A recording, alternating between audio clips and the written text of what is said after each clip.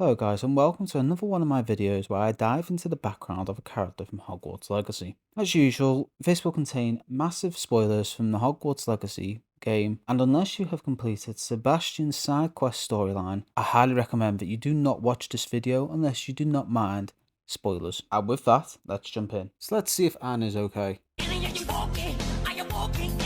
Anne Sallow is the twin sister to Sebastian. She is a Scottish witch. Before her 4th year as a Slytherin student at Hogwarts School, her home Felcroft was attacked by Victor Rookwood, Ramrock, and Ramrock's loyalists. She was cursed with a vicious, deteriorating illness. That's Anne's story in a nutshell, but let's explore a bit more. Anne's early life. Anne was born sometime between 1874 to 1875, alongside her twin brother, and they were raised by two Hogwarts professors. During an accident at their home where a lamp leaked an undetectable toxin, their parents unfortunately died, after which they were sent to live with their uncle, Solomon. Now, Solomon himself is an interesting character as he is a retired aura. Now, as a retired aura, you can imagine that he has seen some dreadful things, maybe even done some dreadful things, and these have left him as quite a stern man from the character we see in Hogwarts Legacy.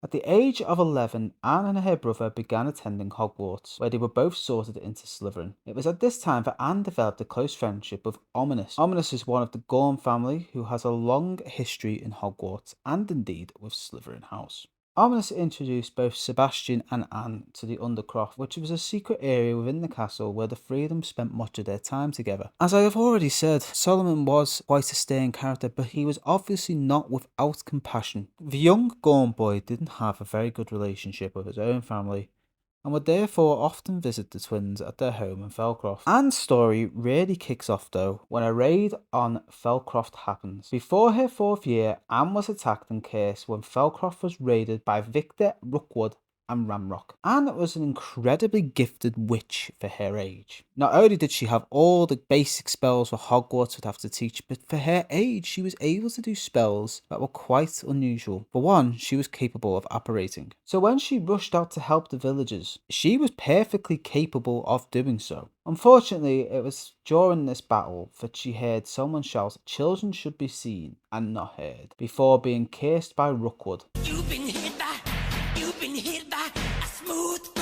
Unfortunately for Anne, after the raid, she lived in constant agony. Cared for by her uncle in Felcroft, they tried everything to find her a cure.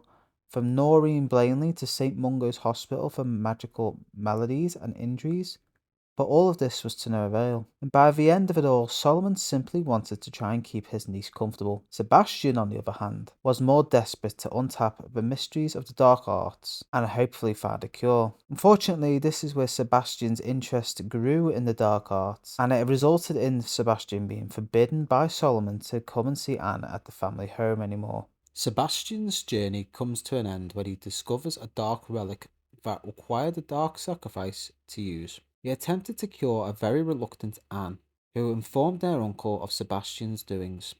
Solomon arrived at Felcroft Catacombs soon after, where Sebastian had used the relic to control a horde of inferi. Solomon urged Sebastian to stop, but Sebastian attacked his uncle and engaged him in a duel.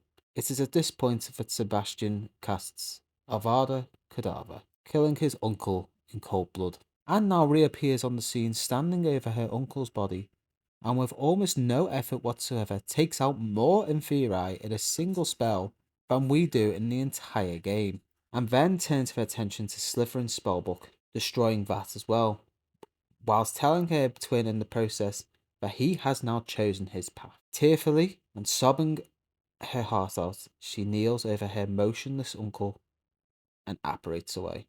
This is the last time we see Anne, and the last entry we know of Anne comes from Ominis. Anne was the only one who was at her uncle's funeral.